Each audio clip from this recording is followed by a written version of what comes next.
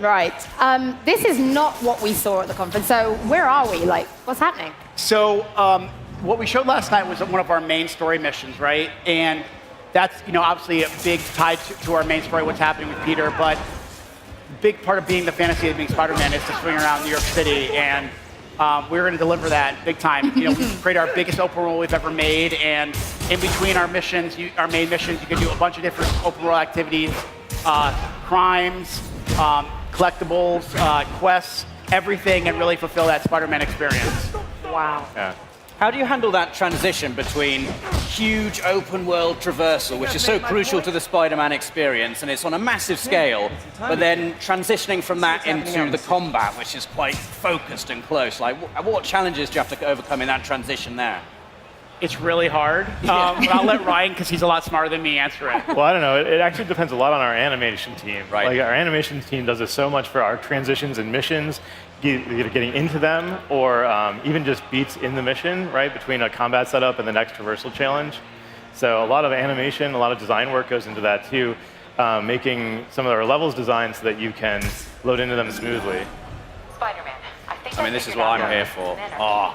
Look at that. Traversal is so, I mean, how did you approach this? Because this is what everyone wants, isn't it? That experience of swinging through New York with Spider-Man. It's such an iconic and crucial facet of feeling like you're Spider-Man. Yeah, it was the first thing we started working on. Immediately once we got this project going, started working on traversal. We knew it had to be physics-based. It had to start with webs attaching to buildings. So that was super, super important. From there, it was just finding what felt right. Making sure that we were helping the player get around things and over things in a really fast and acrobatic way.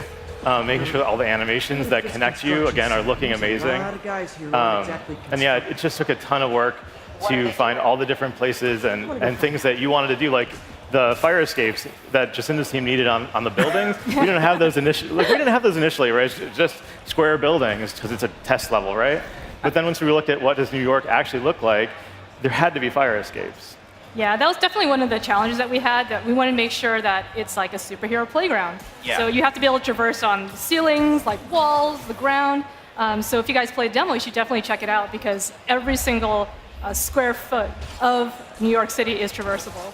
Fantastic. And how did you strike that balance between first creating a New York that is authentic and looks like New York, but at the same time, I guess you've got to make it a place that is fun for Spider-Man to move around. So did you take any artistic liberties with certain places just to make them more fun to swing through? And For the most part, it's fairly accurate to what New York City would actually be. We actually did make some buildings a little bit taller, because you do need a certain amount of height to swing from a building. But because we actually have web attachments, like, for example, you can actually swing through Central Park, the trees are a little bit higher, and there's probably a lot more trees than you would expect. But that's how we made the city a little bit more easy to traverse. Awesome.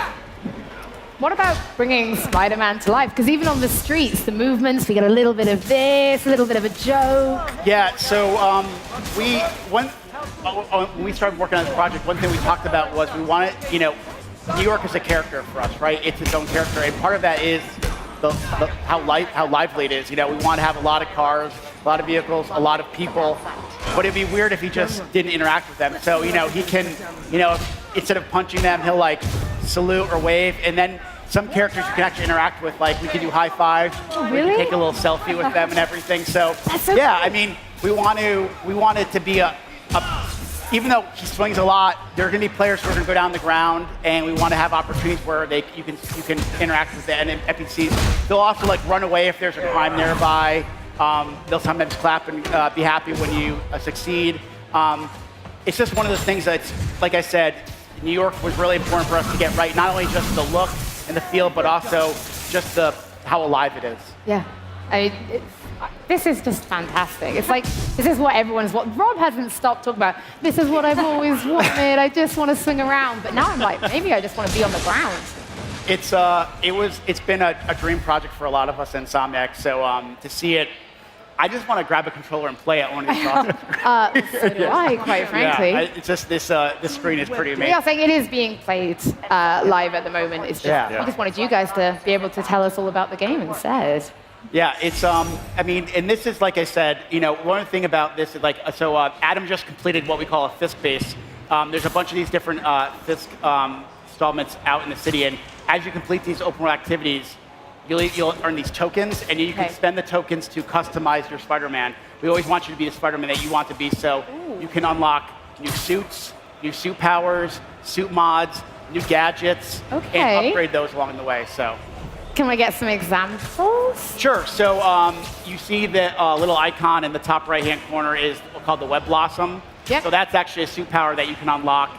And do you remember in the first combat room from Raft, he does that big twirly thing and the webs go everywhere? Yep. That's the Web Blossom. It's like a super move. Cool. And most of the suits actually come with a suit power, and you actually can mix and match them. So say if you like, our Noir suit, but you want Web Blossom, you can take that and place it on there, or, whatever the Iron Spider suit comes with, you could take that and place it on there. So can you change on the fly, or do you have to go to? You have to go to the menu to change it. But and then now, like for example, he has this web shooter attached. You can upgrade the web shooter to have more shots, faster reload, and then same thing for a bunch of our gadgets. And look at that New York City. I was like, behold the power of the PS4. Yeah, I mean, It's right there. I mean, What was this?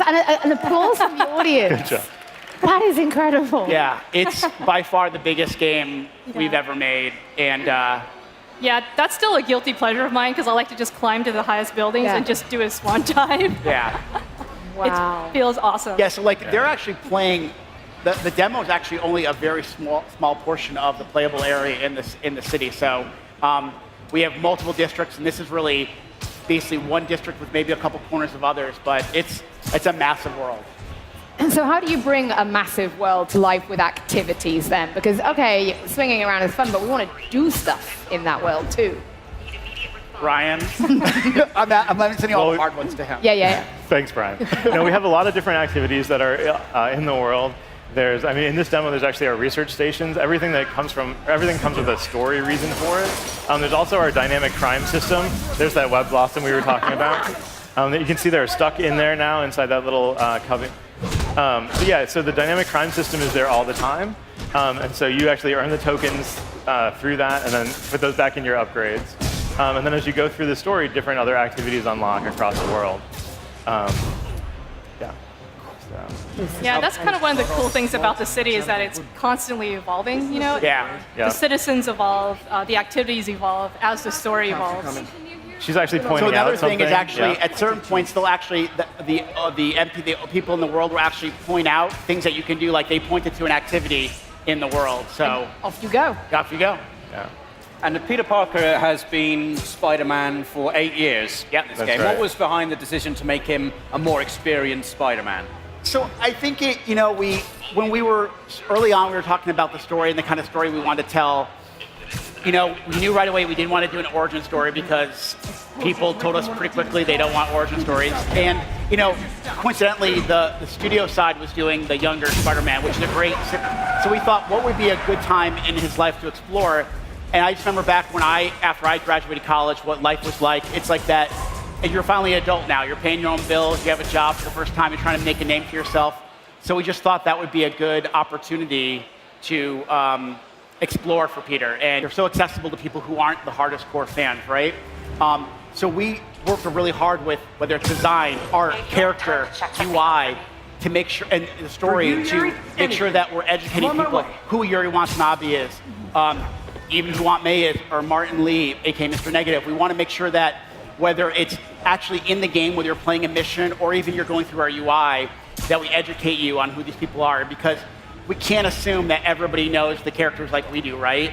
That's just unfair, because our job is to know who these characters are, right? But I think we want to make sure that it has a level of accessibility. I think everything we do, whether it's swinging, combat, upgrading his character, and then our story and our lore, there's a level of accessibility to it. We want as many people to play this as possible. Yeah. I think that's what the comics and the movies do really, really well. Yeah, and I was going to say too, in Marvel stories, first and foremost, all of the characters are human, right? Who just happen to have extraordinary things happen to them or happen to have extraordinary abilities. And that's what we're telling here. We're telling a human story. And I think that players who even, if they're not Spider-Man fans, will find this story very relatable. So. I totally agree. Like, I think that was the biggest thing we said. As much as it's an awesome superhero fantasy, it has to be a human story. And I think that we want it to be a great, interesting story, even if you didn't have the superhero. That's just, that's the layer we put on top. And it's, like I said, it's much of a Peter Parker story as it is a superhero, as a Spider-Man story. I think the other thing is that we worked really close with Marvel to find out the identity of those characters, like really what defines that character, and then work from that in our universe. That's something Brian and Bill Roseman at Marvel worked on really long. Yeah, the one thing to remember is this is not based on the movie, or it's not based on a particular comic story. It's our own Spider-Man universe, and the mantra was we want to respect the traditions of the franchise, but we also want to don't be afraid to mix things up. So, like for example, in our world, up into this game, Wilson Fisk has been the big bad. Like it's all about taking down Wilson Fisk, and then once he's out, it opens the door to new threats. So, and the great thing working with Marvel is they've been so open to pretty much everything. And there's some really big things in the game that we haven't revealed yet that I think are going to surprise a lot of people, that they were like, they went for that. And people like Bill and Eric and Mike, they've been unbelievable collaborators on this, along with Sony. And it's quite amazing that you've been given the freedom to create your own Spider-Man universe. Can you remember, like, I don't know if you can pinpoint a specific moment, but the first day you guys worked on this game and you knew you were going to be creating your own Spider-Man universe, what were the first ideas that came into your head? I would say the first thing you do is you start to fanboy out. Originally, you're like, well, I want this character, and he's going to do this, and they're going to do that. And then the reality sets in that you have to make a Spider-Man game, and you get freaked out to the point of, like, there's so much, this character is beloved by so many people. And then you just break down what's really important about the character. There's so many people on the team that love the character. What are the common things we all love about him? And then it's just a really great collaboration between us, Sony, and Marvel. And also at the same time, I think that one thing I feel like in the last year or so that's really made this game feel really special is that it feels like an Insomniac game. Right. Like I remember reading an article a little while back about it was like the 8 things we want to see from Spider-Man, and one of them was I want to see Insomniac DNA part of it. So like if you look at his suit powers, his gadgets, the humor, it feels like an Insomniac game. So I think it's one of the things I'm most proud of working on this. So again, it's all thanks to the team and all the work they do. They make it pretty special. Let's talk a little bit about the combat since we're seeing it, because it's not just it's the way he's using the environment as well. We were ripping off car doors at one point. Now we're pulling like shells down on people. It's a really expansive fighting system. Yeah, making him an acrobatic improviser was one of the first sort of touchstones of the combat system. Getting a lot of webs in there and using the environment were 2 key things. And it took us a while to get all the web action we could get, like the swing kick that Adam just did was something that we had to sort of discover along the way. But we found out the more webs you have, the more unique Spider-Man can feel. Getting him really acrobatic, so the dodging, the leaping, going into the air is another really important thing for Spider-Man that lets us, I love that one, sorry, a little air finisher there. And there's our weapon wheel. Bring that weapon wheel up, when we finally got that in the game, it was like, wow, that's an Insomniac. It feels like coming home as an Insomniac, Yeah. We're seeing some of them in action now.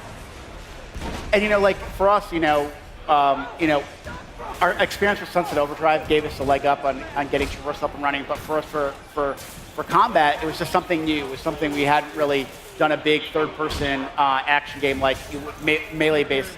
So it took a little while, but I would say, a big hats off to the combat team because they really embraced the character, and whether it's the design, the gameplay programming team, the animation.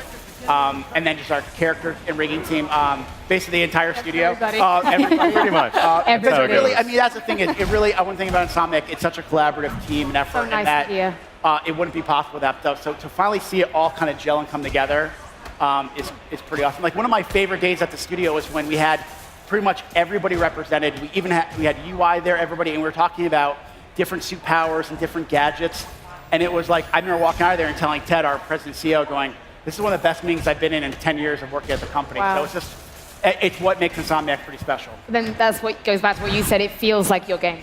Yeah. And that's why. Yeah. That makes me, hearing that, big old smile on my face. Puts a smile on our face, too. Yeah, that's how it should do. I'm sorry, I'm just watching the That's I'm absolutely okay. mesmerized. You're more than welcome to just watch. I'm like, we can shut up and just watch it. I know. All right. Now, this has been absolutely incredible.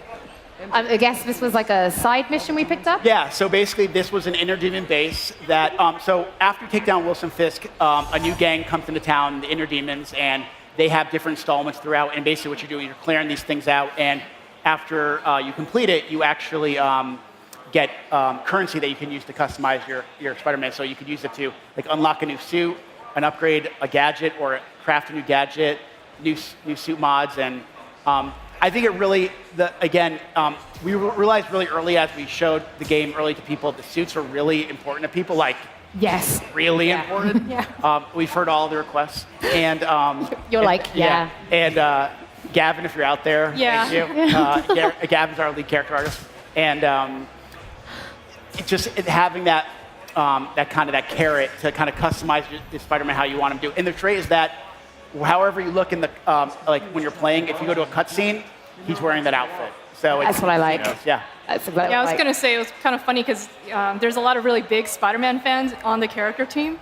So then originally we're like, oh, maybe we'll just do a couple. And then just more and more Spider-Man skins kept showing up. Sometimes even without requests, right? My favorite is, so Gavin, our lead character artist, will maybe like a Saturday morning, and he'll just text me a picture of a work in progress suit, and he'll just do his, come on, like ... And then I'm emailing Marvel going, so, ... and they usually give a thumbs up.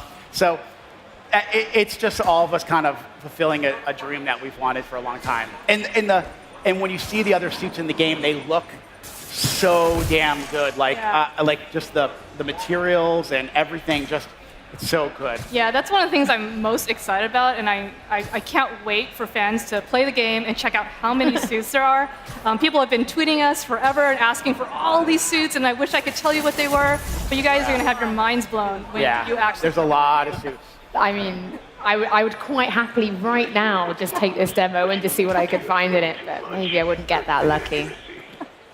It says focus bar full. Tell me a little bit about what that means. Right. So the focus bar is sort of represents how your flow in combat and traversal, and then you can use that for one of two things. You can either use it to instantly take down an enemy, or you can use it to heal. And so it's a little bit of risk reward in the gameplay system that lets your basically your performance determine how you want to succeed, right?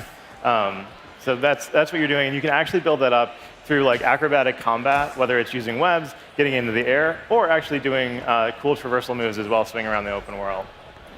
Rob hasn't taken his eyes off the screen. I don't think Rob doesn't realize he's on the stage anymore. He's just like sliding out. Yeah, do you have any questions for us? Can you climb to the top of the Freedom Tower? Yeah. Can we do it? Not in this Not demo, in this but demo. yeah, it's on the other side of the city, but yes, you can.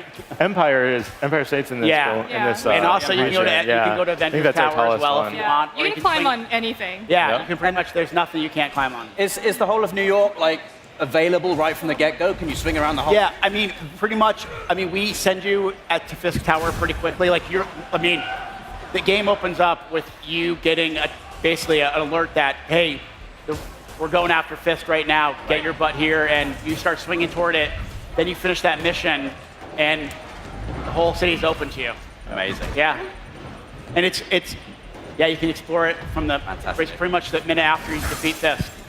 Yeah, that's one of the things. There's so many things to do in the open world. It's super distracting. Yeah. So every time I play the game, I'm trying to test it or check out something, but then I get really, really distracted with the open world, and then I never get back to the golden path. Yeah. So it's awesome. Like I've gotten to that point where we're coming to the end, right? We're looking at bugs, but there's times where you just like the swinging is so like calming and relaxing. It's a point where I say this, and this means a compliment. You almost take it for granted because it's so easy just to get in the flow of things, and it almost becomes like therapeutic. Like it's relaxing to swing through the city after a hard day of working. Are you trying to say making games is stressful, Brian? Yeah, sometimes. Is that what I'm hearing? Sometimes.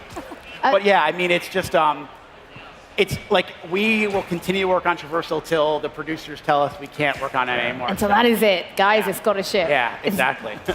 Let's talk about some of the colored beams of light we kind of see now and again on the map. I'm assuming they represent things that we can do, but what are those particular things? Oh, the beams. Yeah. No, basically is you can go to you can hit pause and go look at the pause menu, right? But like we want to keep Spider-Man moving, so you basically just kind of ping the world, and your kind of visors gives you a view of all the activities in the area. So like the green represents one of Peter's old backpacks, and there's a collectible in there that kind of gives you a little bit more of the history of his 8 years of being Spider-Man. You'll see red is for the active crimes in the area, and then there's ones for bases, research stations. So research stations are these quests that you can go on, and the research stations are actually run by Harry Osborn, your best friend, who's out of town, and he's like, hey, Pete, can you swing by? You're a smart guy. But he doesn't know you're Spider-Man. So he just thinks you're this smart scientist who's going to solve these problems. But of course, we solve them as Spider-Man. So we have all these, and these are just a handful of the activities that you can do in the world. So I just saw the high five, and I was it's like, one of those so things, we just like the beams are lighters kind of, we want you to be able to get where you want to go quickly without kind of stopping the game.